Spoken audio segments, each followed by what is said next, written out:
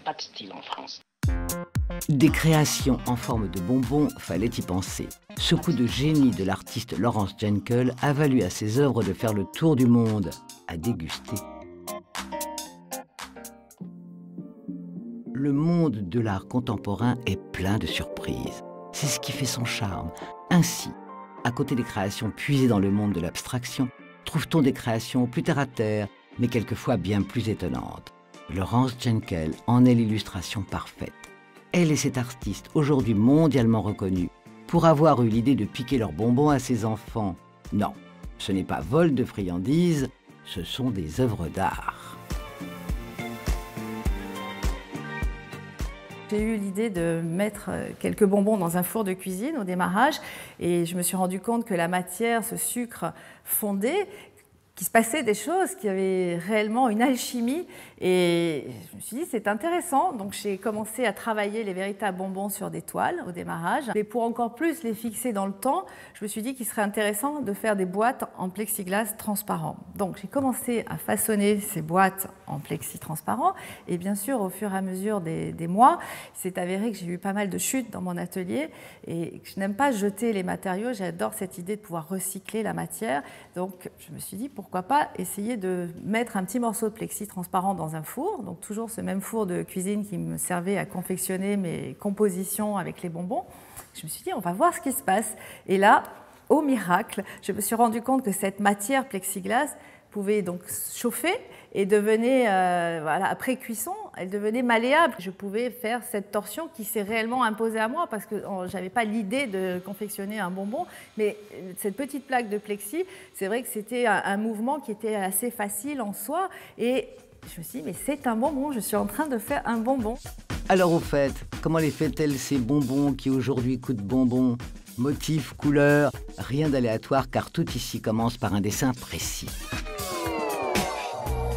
Ce dessin correspond donc au futur motif du bonbon que je viendrai ensuite travailler en peinture. Mais avant de pouvoir attaquer la peinture, il y a bien sûr le dessin au préalable sur le plexiglas, puis la découpe du plexi.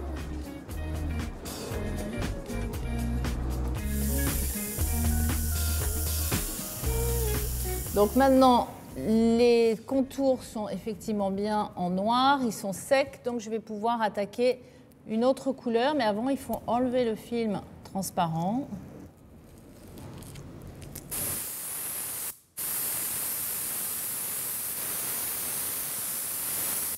Et ensuite même procédé pour laisser sécher entre chaque couleur. Donc maintenant on va passer la plaque au four et attendre qu'elle cuise pour ensuite confectionner le bonbon.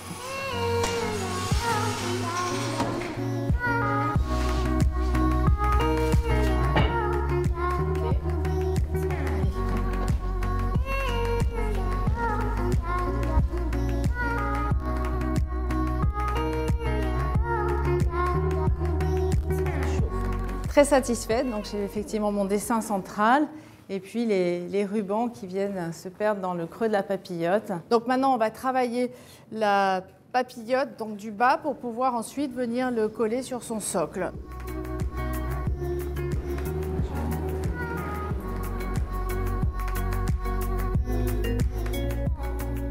C'est un bonbon que tout le monde connaît, chacun a une expérience particulière, donc c'est aussi souvent souvenir de choses positives, drôles, ludiques, qu'il y a un côté festif.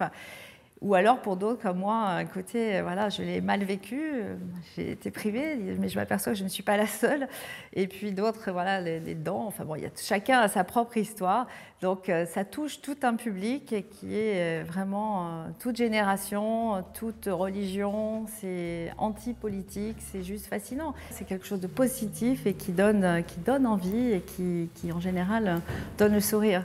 Avec un bonbon qui fait aujourd'hui le tour du monde, un succès qui ne s'explique pas, mais qui se déguste.